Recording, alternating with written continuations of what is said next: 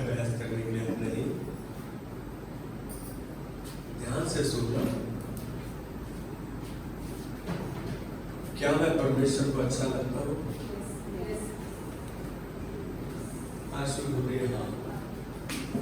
हम सब पैदाइशी झूठे हैं, झूठ बोलते हैं, झूठ पर निर्भर करते हैं, झूठ पर ही हमारा जीवन आधारित है। मेरे साथ कितने सहमत हैं? कोई सहमत नहीं है, और सब के सब जानते हुए झूठ बोल रहे हैं। कोई बात नहीं। मैं कह रहा हूं कि क्या मेरी स्तुति आराधना परमेश्वर के सम्मुख ग्रहण योग्य है? आज इस बात को हम दूसरे देख रहे हैं, दूसरे पहचान रहे हैं, नहीं, हमको खुद को मालूम है। क्या मैं परमेश्वर को भाता हूं? क्या मेरा चाल चलन परमेश्वर को भाता है? क्या मेरा रवैया परमेश्वर को भाता है? क्या मेरी आज्ञाकारिता परमेश्वर को भाती है? या मैं इसमें भी सहूलत और समझौते का इस्तेमाल करता हूं? आज के संदेश में बुरा मानने की जरूरत नहीं है, सुधार की आवश्यकता है। मैंने किस टॉपिक पे बोला है? क्या मैं परमेश्वर के सम्मुख ग्रहण योग्य हूं? क्या मैं परमेश्वर को अच्छा लगता हूं? क्या आपने कभी सोचा और महसूस किया है कि मेरी स्तुति, आराधना, उपासना, प्रशंसा परमेश्वर को भाती है, ग्रहण योग्य है? क्या कभी सोचा है ऐसा? क्योंकि मैं तो जीवन का 99.999% अपने ऊपर ही केंद्रित हूं। मेरे काम नहीं हुआ, मेरी ये मैं बीमार, मेरी परेशानी, मेरे सच बात यही है। हम सेल्फिश है, सेल्फ सेंटर्ड है, सेल्फ मोटिवेटेड है, आत्म केंद्रित है।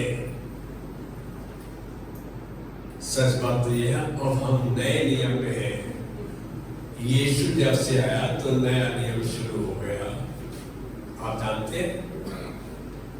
और यह भी जरूरी है कि हमें याद रहे कि आराधना करते हुए आपका हृदय कहां है। हमारी आंखें तो बंद है, टेलीफोन पे नजर आ रहा है। मैं कह रहा हूं कि हम जब स्तुति आराधना कर रहे हैं तो मेरा हृदय कहां है, मेरा दिल कहां है? इस समय क्या मेरा हृदय परमेश्वर पर केंद्रित है या नहीं? क्या मैं इस समय संपूर्ण रूप से समर्पित हूं? अब समर्पित किसको कहेंगे? समर्पण। बंधुआ लोग ना चाहते हुए भी अपने दुनियावी स्वामी के प्रति समर्पित रहते थे। वही करते थे जो वो चाहता था। क्या मैं समर्पित हूं? इसका मतलब क्या है? इसका अर्थ क्या है? क्या मैं समर्पित हूं? एक बार मैं इसमें तो पहला इतिहास 28:9 में देखेंगे। मैं समर्पित हूं। क्या मैं समर्पित हूं? इसका अर्थ क्या है? इसका मतलब क्या है? इसके मायने क्या है? पहला इतिहास 28:9, ध्यान से सुनना।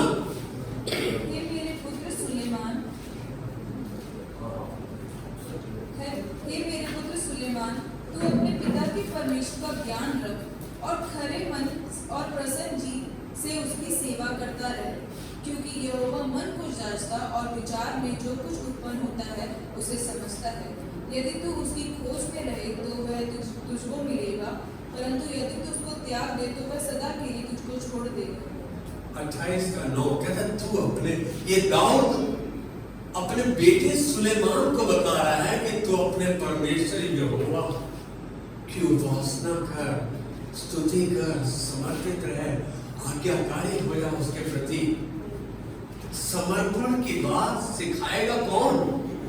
कौन सिखाएगा? मम्मा पापा। यदि वो खुद ही समर्पित नहीं है अपने बड़ों को तो दूसरों को क्या सिखाएंगे?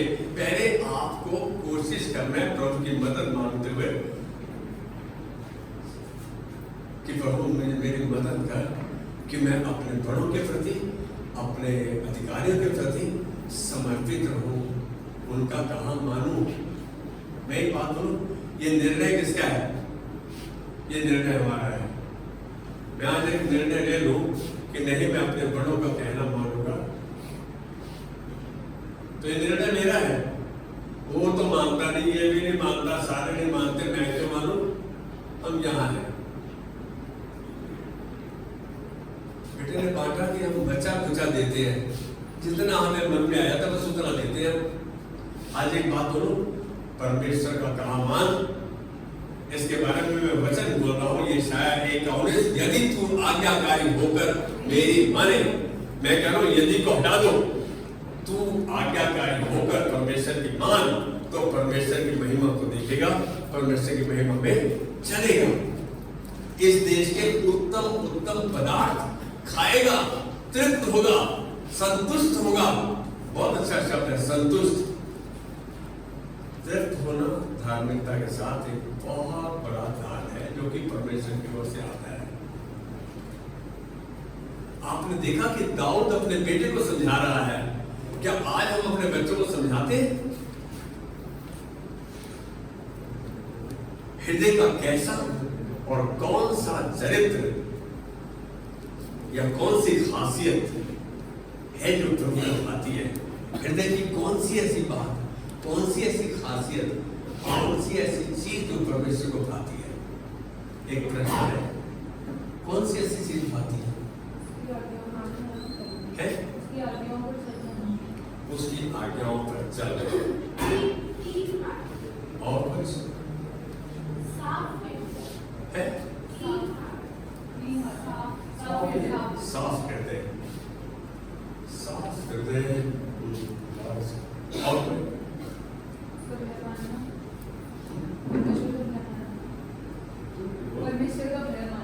परमेश्वर का भय मानना, उसकी आज्ञा का मानना, आज्ञा करेगा।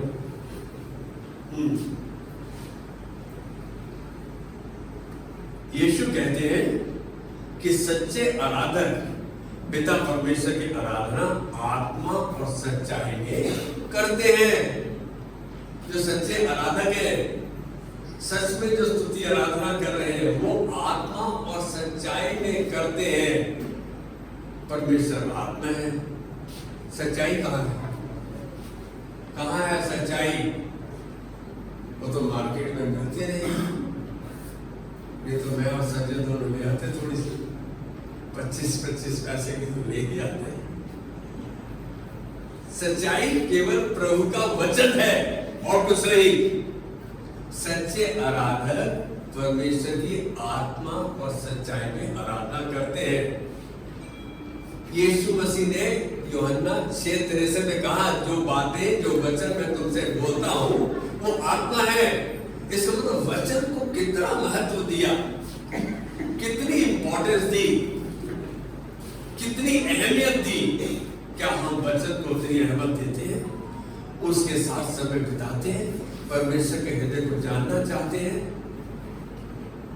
यहाँ यीशु ने तो ये कह दिया कि जो उसके आराधक, और प्रभु ऐसो ही की खोज में रहता है। He seeks all those who worship in spirit and truth. जो आत्मा और सच्चाई में उसकी आराधना, परमेश्वर ऐसो ही की खोज में है, अभी भी है। मैंने कहा कि एक बार अपने अंदर झांक कर देखो। कोई भी बोलेगा कि आप बहुत अच्छे हो, प्रभु के आज्ञाकारी हो, विश्वासयोग्य हो, आप जानते, केवल आप जानते हैं, आपके हृदय में आपको पता है कि आप कौन हैं, कैसे हैं, कोई और नहीं जानता। क्या मेरे बारे में कोई जानता है? मैं जानता हूं मैं कितना गलत हूं, कितना ठीक हूं, केवल मुझ पर मालूम है। आप कोई गलत काम कर देते हो तो आपको सोते हुए वो बात खाती रहती है, मैंने यह गलत किया प्रभु, और प्रभु के सामने आ जाते हो। वादा करो, दाऊद ने गलतियां की, परमेश्वर गलती को नहीं देखता, सुधार को देखता है। परमेश्वर ये देख रहा है कि कितना हम उसकी बात को सुनकर, समझकर जीवन में लागू करने की कोशिश करते हैं। आपसे वो यही चाहता है कि कोशिश करो। हमारा फर्ज क्या है? हृदय जो परमेश्वर की आत्मा द्वारा चलाया जाता है, आपका दिल जो परमेश्वर की आत्मा द्वारा चलाया जाता है और वचन सच्चाई से भरा है, वो हृदय जो आत्मा के द्वारा चलाया जाता है और सच्चाई परमेश्वर के वचन से भरा है, वह परमेश्वर को ग्रहण योग्य है। अब आप चलाओ, आप आत्मा के द्वारा, क्या आप कभी देखते हो कि ये मैं कदम उठाने जा रहा हूं, क्या वचन इसकी आज्ञा देता है? क्या वचन कहता है? मैं कह रहा हूं कि एक शख्स को संभालित बोल रहा, वहां जाके बोलो मैंने ये कहा है, अब इसको पता है कि वो झूठ बोल रहा है। आप यदि अपने मालिक का कहना मानने के लिए बनाए गए हो, स्वामी के प्रति आज्ञाकारी करे गए हो, आप परमेश्वर से कहो प्रभु मैं नहीं चाहता कि ये झूठ बोल रहा है, इसको इसकी बात को मतलब कुछ कहूं, लेकिन मैं तुझसे चाहता हूं, मैं तेरी आज्ञा पूरी करता हुआ। तूने कहा अपने दुनियावी स्वामी के प्रति विश्वास वगैरह आज्ञाकारी है, दिखाने के लिए नहीं, ऐसे जैसे तू प्रभु की सेवा कर रहा हो। आप ये जाने कि आप अपने स्वामी के आज्ञाकारी दास हैं। ऐसा मनुष्य ही जो आत्मा के द्वारा और उसके वचन के द्वारा चलाया जाता है, प्रभु की प्रशंसा कर सकता है। मेरी बात समझे? हम प्रशंसा कर रहे हैं, यहाँ से गेट से बाहर जाने के बाद हमारा रवैया कैसा होता है, हमारा मूड कैसा होता है, हमारे शरीर भाव कैसे होते हैं। इधर से मैं बात कर रहा हूँ, क्या मेरा जीवन का रवैया कैसा है, मेरे जीवन में चाल चलन कैसा है, मेरे जीवन से क्या गवाही जा रही है, इस बात को हम देख रहे हैं। यीशु उन्हीं से प्रसन्न है जो आत्मा और सच्चाई में उसकी आराधना करते हैं, वही ग्रहण योग्य है। लेकिन ऐसों से परमेश्वर अप्रसन्न है, अनइम्प्रेस्ड है, नाखुश है, जो दिखावे लोगों के ध्यान को अपनी ओर आकर्षित करते हैं। कैसे? जैसे फरीसी, सदूकी, यहूदी लोग दिखावे के लिए चौक पे कलीसिया में बड़े बड़े चौके पहनकर प्रार्थनाएं करते थे। कहते हैं ऐसे मनुष्य को से कुछ नहीं है। हम यदि मैं इसका आपको दिखेगा, ये ऐसे लोगों की स्तुति, प्रशंसा, आराधना, प्रार्थना परमेश्वरीय प्यार से भरी नहीं, जो परमेश्वर के प्यार से भरी है वो आज्ञाकारिता के द्वारा ही होती है, और कोई तरीका नहीं। ऐसी जो दिखावे की प्रार्थना, दिखावे का देना, दिखावे का काम आत्म केंद्रित है, परमेश्वर की इच्छा को पूरा नहीं कर रहे, वो अपने लालसाओं को पूरा कर रहे हैं। आप इस बात को जानो, परमेश्वर ऐसों से खुश नहीं होता। किससे खुश होता है? जो आत्मा और सच्चाई में उसकी आराधना करते हैं, सच्चाई पर, प्रभु के वचन पर चलते हैं। इसीलिए उसने हमें आदेश दिया। किसने? यीशु मसीह ने। क्या आदेश दिया? कि लोगों को दिखाने के लिए पाखंडी की तरह गलियों में, चौक में प्रार्थनाएं ना करें, दिखावा ना करें। हम तो जीवन में दिखावे के लिए मर गए। अरे दिखावा किसके लिए करना है? मैं कह रहा हूं कि मैं एक स्थान पे किसी शादी में जाना था, और वो शादी में जाना बहुत जरूरी था।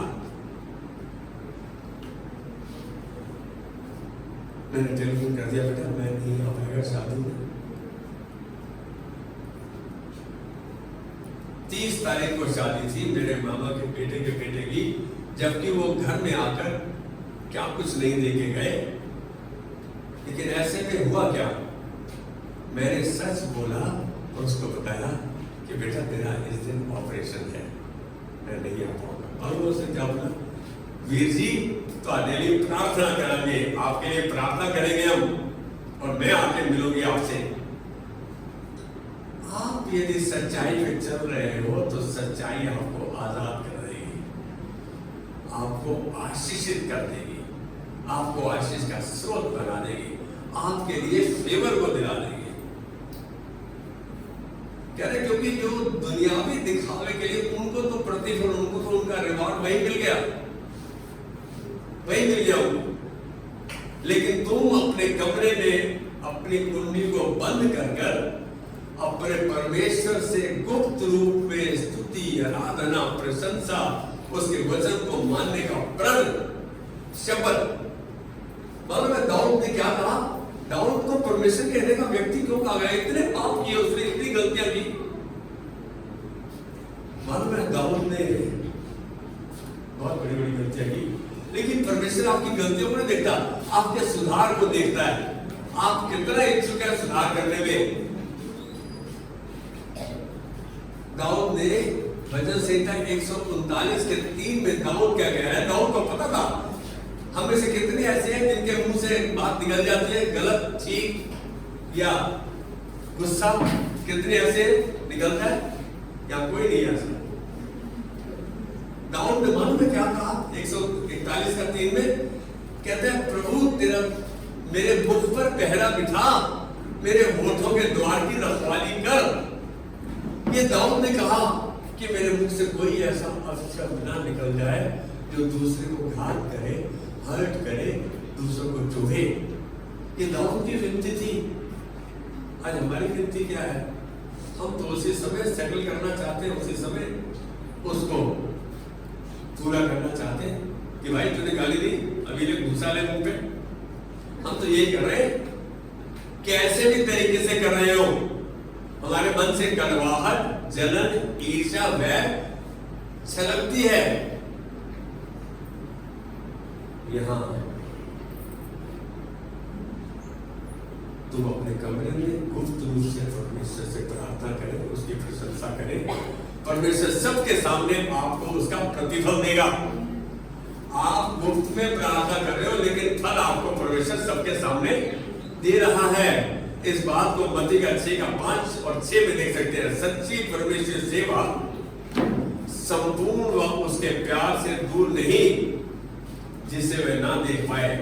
आप सच में सेवा कर रहे हो, सच में प्रभु का कहना मान रहे हो, परमेश्वर बिल्कुल देख पा रहा है। परमेश्वर क्लियर देख पा रहा है। हम किसको धोखा दे रहे हैं? अपने आप को। अपने आप को धोखा नहीं दो, परमेश्वर के वचन पर जानो, समझो और उस पर चलो।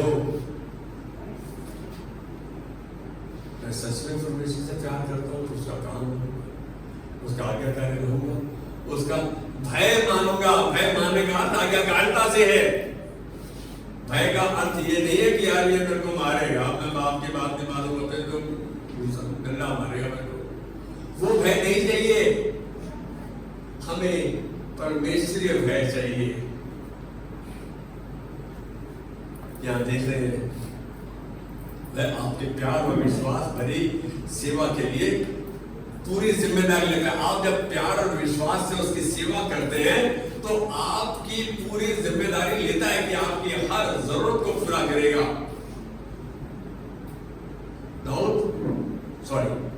पौलुस इस बात को फिलिपियों के 4:13 और 4:19 में कहता है कि मैं मसीह यीशु के साथ सब कुछ कर सकता हूं जो मुझे सामर्थ्य देता है। पौलुस बोल रहा है मैं मसीह यीशु के साथ सब कुछ। वो कब आपके साथ है? जब आप उसका कहना मानते हैं, जब आप उसके कहे पे चलते हैं, जब आप उसकी सच में सेवा हृदय से करते हैं। और बात 19 में कह रहा है मेरा परमेश्वर मेरी हर जरूरत को पूरा करेगा अपने उस धन के द्वारा जो मसीह यीशु में है। My God shall supply all my needs according to His riches and glory in Christ Jesus. आज हम सबकी इच्छा ये है कि बस परमेश्वर एक बार ये करते सच बात है। भिखारी के आपने में कौन सी भिखारी की उदारता की नहीं है, देने की नहीं है। देने में जीवन है। Giving is the natural way of life. कहाँ है हम? बस थोड़ा और मिल जाए, थोड़ा सा और मिल जाए, मिल गया तो हमारा हाल पता क्या है? अब ध्यान से सुनना, हनुमान जी का एक भक्त था, मैं भी किसी समय में हनुमान जी का भक्त था, हनुमान जी का भक्त था। अब वो क्या किया, उसने उसको किसी ने हवा दे के कहा कि ये नारियल के पेड़ पे चढ़ जा, पर से नारियल तोड़। कहता मेरे को चढ़ना नहीं आता, ये पेड़ पे ऐसा है, मैं नहीं चढ़ सकता। कहता मैं तो किससे रहूंगा। और वो उसको परखना चाहता था, कह रहा मैं सीढ़ी लगाया था, तो चढ़ जाओ ऊपर, और साथ में ये भी ले जाए जो मैं इस्तेमाल करता हूँ। वो चढ़ तो गया, वो फिर से देखा उसका सर घूमने लगा। तो कह रहा हनुमान जी, अरे 501 रुपए का प्रसाद चढ़ाऊंगा, बस मुझे छुटकारा दे दे, मेरे को सही सलामत को मारूंगा, ऊपर से गिरेगा तो सर के बाद खत्म, कोई चांस नहीं था। वो आहिस्ता आहिस्ता कोशिश करता है, आधे में थोड़ा पहले थोड़ा सा नीचे आता है, फिर थोड़ा और नीचे आता है, जब बीच में आता है कहता है अब तो प्रभु 250 का चलाऊंगा। और जब वो नीचे आ जाता है तो पता क्या होता है, कह रहा अपनी लगभग तो आ गया। हमारा वो हाल है, जब तक हमें चाहिए हमारे लिए प्रार्थना करो, हमारे साथ खड़े हो जाओ, हमारी बात को सुनो, दुआ करो हमारे लिए। और जब हो जाता है तो हम क्या कहते हैं, ये तो हो ही जा रहा था, क्या जरूरत है। हमारे साले साहब को दुनियावी रूप से बहुत समझदार था, वो इंटेलिजेंट था, वो कभी कभी मजाक उड़ा दिया करता था मेरा, हालांकि मैं उसका जीजा। लेकिन जब उसकी समस्या इतनी बड़ी हो गई, उसकी बच्ची 2.5 साल में उसको चाइल्ड डायबिटीज हुई और 500-550 शुगर थी उस बच्ची की।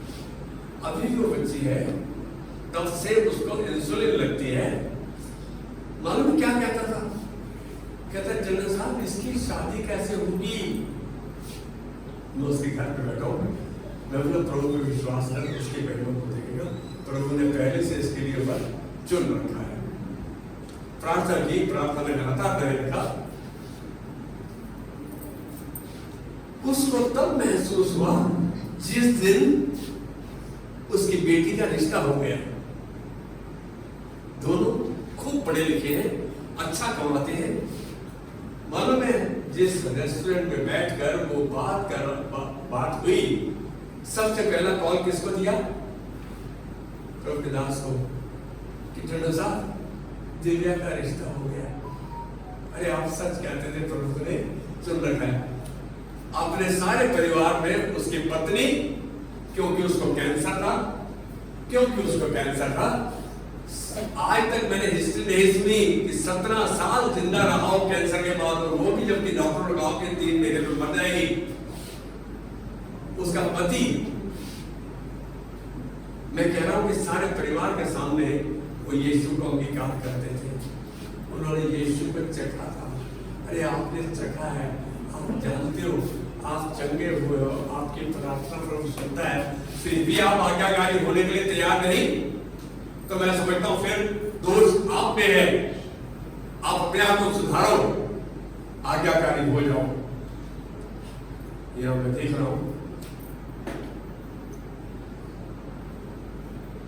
एक दृष्टांत नहीं, सच्चाई। देव को नींद आ रही आज।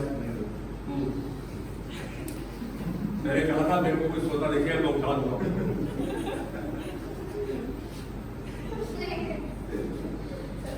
मेरे को हंसना जरूरी था।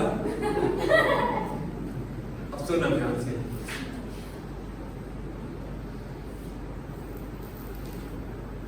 यह सच है, यीशु ने उस दिन दर्शाया जब वह मंदिर में बैठा था।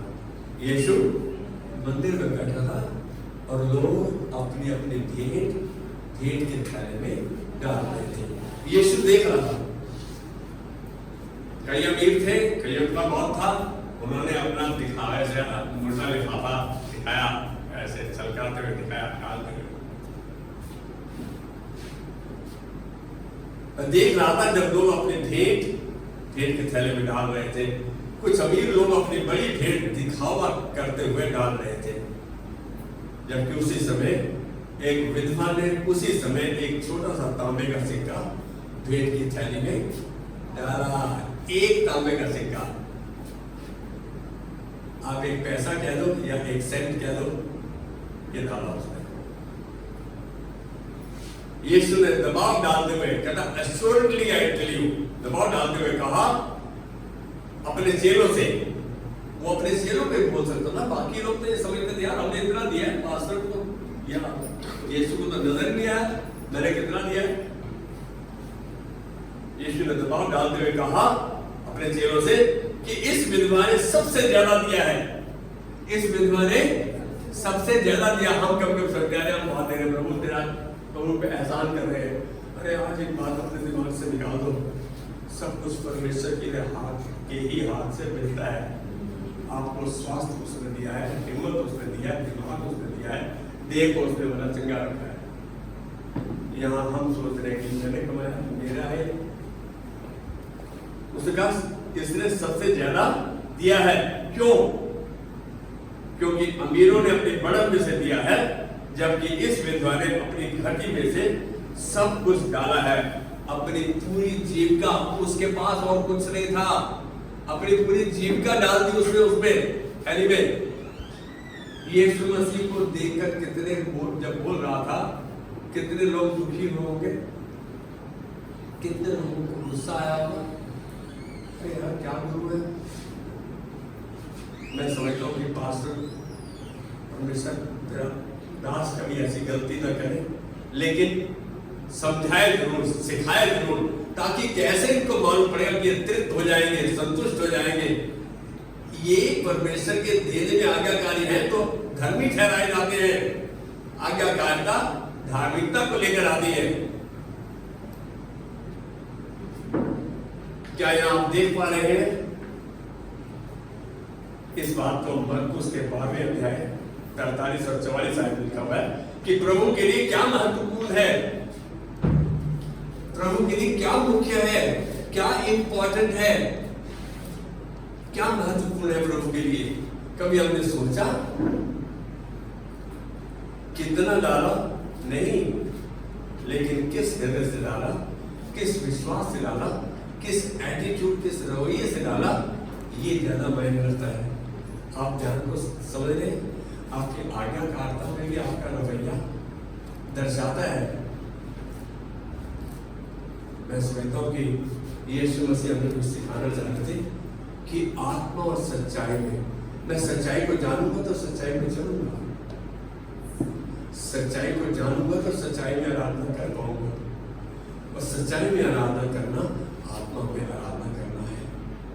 सच्चाई का मतलब प्रभु के वचन के अनुसार अपना सब कुछ उसे समर्पित करो, डेडिकेट करो। प्रभु मेरा पास जो कुछ है वो सब तेरा है, मेरा नहीं। क्या हम ऐसा कर सकते हैं? क्या हम अपना सब कुछ उसके हाथ में समर्पित कर सकते हैं, दे सकते हैं, कह सकते हैं प्रभु सब कुछ तेरा है? दाऊद ने इस बात को कहा, पहला इतिहास 29 अध्याय में, सब कुछ तेरा है, इस पृथ्वी तेरी है, जो कोई इसमें रहता है, जो कुछ इसमें है वो सब तेरा है, हमने तेरे ही हाथों से पाकर तुझको दिया है। फिर दाऊद बोल रहा है, हमको अपनी इच्छा से इसी रीति से तुझे भेंट देने की शक्ति मिले। ये शक्ति भी परमेश्वर देता है। हम क्यों नहीं कहते प्रभु मैं तेरा तुझे आज्ञाकारी होना चाहता हूँ, और प्रभु बिल्कुल आज्ञाकारी रहूंगा? क्यों नहीं कहते मेरी मदद कर, मुझे तेरी मदद की जरूरत है, मैं अपने लालच पर, अपने प्रभु कंजूसी से बाहर नहीं आ पा रहा। तुम्हारा पास्टर अपने जीवन में जवानी में सबसे ज्यादा कंजूस था। मेरी पत्नी ने कहा ऐसे तुम्हारी जेब से पैसा निकालना कितना मुश्किल है, बहुत कंजूस था, इतना कंजूस कि मैं बयान नहीं कर सकती। वो मुंह से बोलती नहीं थी, लेकिन उस समय उसने बोला जिस समय उसकी मौत के 1 महीना पहले तबीयत ज्यादा खराब हो रही थी, और मैं उसको बता रहा था, मैं हादसे को बता ही दूं, इस बेड में लेट गया और यहां बाथरूम में, यहां बाथरूम है, ध्यान से सुनना, ये गवाही आपको असर करेगी। वो उठ के यहाँ बाथरूम के अंदर तक नहीं गई, यहीं गिर गई। लूज मोशन, मैं कहूंगा कि उसको ऐसे आए कि सारा गंद वहीं मच गया। पहली बार मैंने उसको निराश देखा, नहीं तो उसमें इतना धीरे था, परमेश्वर धीरे था उसमें। पहली बार उसको निराश देखा, बोलते मुझे यही मरने दो। मैं थोड़ा ये देख के निराश जरूर हुआ।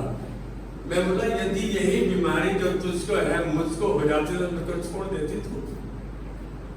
पूछा मैंने, मुझे हाथ लगाने दे, साफ करने दे। उसको उठाया, धोया, उसके कपड़े बदले, सैंडल से साफ किया। मालूम उसे क्या किया? अपना हाथ दे रहा, ऐसे ऐसे ऐसे ऐसे हाथ पकड़ के थैंक यू बोल दिया। बोला नहीं मुझसे, लेकिन थैंक यू। क्योंकि एक बात बताओ, आप परमेश्वर से प्यार करते हो तो दिखाओ ना प्यार करते हो। क्यों नहीं दिखाते? आज प्रभु दास ये आपके साथ हिम्मत के साथ कह सकता है कि मैं तृप्त भी हूं, संतुष्ट भी हूं, आशीषित भी हूं। प्रभु ने अच्छी पत्नी दी, अच्छी मां दी, अच्छे बच्चे दिए, आज्ञाकारी बच्चे दिए। क्यों नहीं हम प्रभु को धन्यवाद दें? हम भी तो उनके प्रति आज्ञाकारी हो, विश्वास योग्य हो, उनकी बात को ध्यान से सुने। क्या हम सुनते हैं या खाली बोलते हैं? थोड़ा सा मुश्किल दिख रहा है, असंभव नहीं है। ध्यान से सुनना जो कह रहा हूं।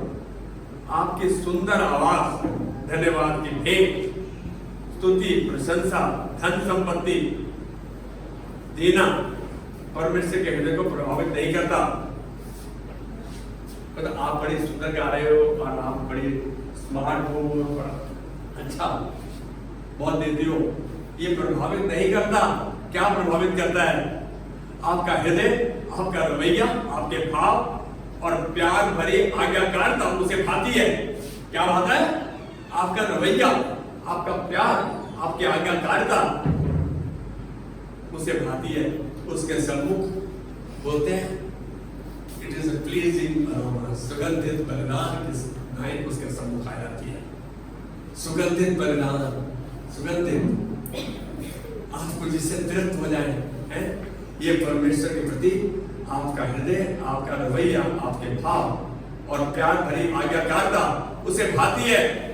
उसके लिए सुगंधित और मनोभावना बलिदान है ये। आज एक बात बोलो, एक बात परमेश्वर कहना मानना शुरू करो। मैं कह रहा हूं कि वो इतना दे देगा कि आपको बोल रहे हो प्रभु बस, और नहीं और नहीं। कोई ऐसा है जो ऐसा सोच सकता है, कर सकता है? मेरे को भी ऐसा नहीं दिखता, नहीं जो कहते हो वो होना चाहिए। प्रभु और नहीं चाहिए। तो बोल रही है, क्या बोल रही है मुझको मालूम नहीं। जैसे आप स्तुति आराधना आत्मा और सच्चाई में करते हैं, अपने हृदय को जांचे कि आपका असली मकसद क्या है। यहाँ सब स्तुति आराधना अच्छी करते हैं, लेकिन एक बार अपने हृदय में झांक कर तो देखो कि आपका मकसद क्या है। जवान लड़के सोच रहे हो अच्छा दुल्हन है, बिल्कुल नौकरी दे, जवान लड़का अपना अच्छी दुल्हन मिले, दुबली पतली काली हो लेकिन पैसे वाली हो। मेरी बात को समझ रहे हैं? हम जब स्तुति आराधना करते हैं तो अपने हृदय को जांचे कितनी अलग बात है। असली मकसद क्या है? मकसद खुदगर्दी है या प्रभु की महिमा? मैं समझता हूँ 9 से ऊपर तो खुदगर्दी है। प्रभु की महिमा तो आप कर रहे हो, जो आप कहते हो मेरा हृदय जानता है। मालूम है बच्चे की तबीयत खराब है, बेटे की तबीयत खराब है, बेटी की तबीयत खराब है, मां के हृदय से पूछो उसको कैसा महसूस हो रहा है। अरे परमेश्वर के राजदूत है तुम्हारे माता पिता, जान लो इस बात को, आपके पास मौका है, उसको खो नहीं।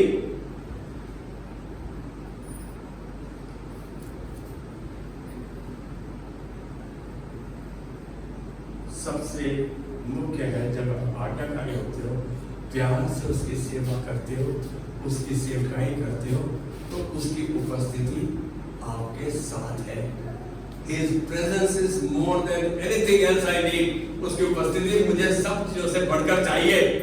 परमेश्वर की अगुवाई, उसकी उपस्थिति, that is what you need. वो है जिसकी आपको आवश्यकता है। उसकी उपस्थिति कहाँ है? जहां उसकी आत्मा और सच्चाई में स्तुति आराधना होती है, वहां उसकी उपस्थिति है। और जहां उसकी उपस्थिति है, वहां आत्मा और सच्चाई में उसकी स्तुति आराधना होती है, होती रहेगी। इस बात को फिलिपियों 3:3 में भी पढ़ो। कोई पढ़ेगा फिलिपियों 3:3? सॉरी, मेरी पैंट नीचे लगती रहती है, मुझे माफ करना। फिलिपियों 3:3। क्योंकि खतना वाले तो हम ही हैं जो परमेश्वर के आत्मा की अगुवाई से उपासना करते हैं, हाँ। और मसीह यीशु पर घमंड करते हैं और शरीर पर भरोसा नहीं रखते। फिलिपियों 3:3 बताता है कि आपकी आत्मा और सच्चाई वाली आराधना आपको हिम्मत देगी, संतुष्ट करेगी, लेकिन उसकी प्रभु के साथ रिश्ते में नजदीकीपन को बढ़ाएगी। अब आप जब परमेश्वर की आज्ञा का पालन करते हो, तो आप परमेश्वर की नजदीकी में आते हो और नजदीकी में आते हो, आप उसका कहना मानते हो। मैं कहूंगा कि आज्ञाकारिता, विश्वास योग्यता, ईमानदारी, ये आपको प्रभु के नजदीकी में लाती है। जब प्रभु आपके नजदीक है, तो आपका कौन कोई बिगाड़ सकता है? इस शहर का सबसे पहलवान, 7 फुट लंबा चौड़ा, मेरे साथ चल रहा हो, तो मेरे को कौन झापड़ मारेगा? कौन हाथ लगाएगा? जब परमेश्वर आपके साथ है, तो कौन आपका क्या बिगाड़ लेगा? दाऊद बोलता है, मनुष्य मेरा क्या बिगाड़ लेगा? What a man can do unto me. आप इस हद तक परमेश्वर के नजदीकी में आ जाओ कि परमेश्वर आपकी सुरक्षा नहीं, आपको आशीष का स्रोत और कारण बना के रखेगा। प्रभु की प्राथमिकता यही है कि आप नजदीकी में बढ़ो। Intimacy with God is his priority.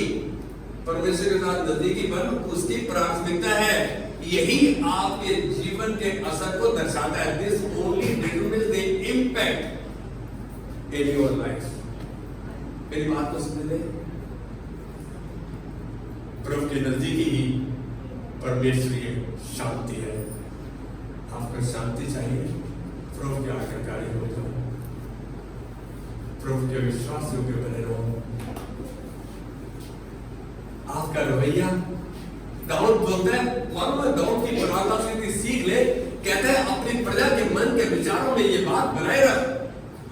पहला इतिहास 29 में देखो तो 29 में कहता है अपनी प्रजा के मन के विचारों में ये बात बनाए रख और इनके मन अपनी ओर लगाए रख। आप कभी देख रहे हैं आपका दिमाग भटक रहा है, आपके विचार भटक रहे हैं, तो आप यीशु कहते हैं क्रूस की ओर देख रहा हूं, तूने क्यों कुर्बानी दी, मेरे बारे में क्यों सोचा, मेरा उद्धार क्यों किया? प्रभु ये तो केवल जो दूसरों के बारे में सोचता है वही कर सकता है, जो तूने पिता की आज्ञा पूरी करने के लिए सब कुछ किया जिसके लिए तेरे को भेजा गया। मैं आज प्रभु तेरे सम्मुख इस झुंड को तेरे हाथ में देते हुए प्रभु हम विश्वास करते हैं कि तूने इस विनती को सुन लिया है। प्रभु इन बच्चों को, इन परिवारों को, इन एक्सटेंडेड फैमिलीज को तेरे हाथ में देते हैं। प्रभु ये आत्म केंद्रित नहीं लेकिन तुझ पर केंद्रित हो, इनका ध्यान तेरी ओर टिका रहे। तभी तूने उसके बाद में क्या कहा कि मेरे बच्चों हमारे मन को ऐसा खड़ा कर दे कि हम तेरी आज्ञा और चितौनी और विधियों को मानते रहे। प्रभु धन्यवाद देते तूने इनके ऊपर हाथ रखा और अपनी आत्मा के द्वारा तू इनकी अगुवाई कर रहा है। आज तेरा दास इस बड़े परिवार को यीशु मसीह के नाम में आशीषित करता है, अच्छा स्वास्थ्य, तेरी अगुवाई, तेरी हरदम मतलब सहायता के लिए धन्यवाद तुम्हें चाहते हैं। हम इनके अंदर, इनके द्वारा, इनके आज्ञाकारिता के द्वारा, इनके विश्वास योग्यता के द्वारा, इनकी खरी चाल के द्वारा प्रभु तेरे वचन पर आधारित है, हम इनके अंदर, इनके द्वारा तेरी महिमा को देख रहे हैं। यीशु मसीह के नाम में आमेन, आमेन, आमेन। और हमारे पिता का प्रेम, यीशु मसीह का अनुग्रह, पिता परमेश्वर की अगुवाई हमेशा हमारे साथ बनी रहे। Can we all say amen? God bless you. Have a wonderful day.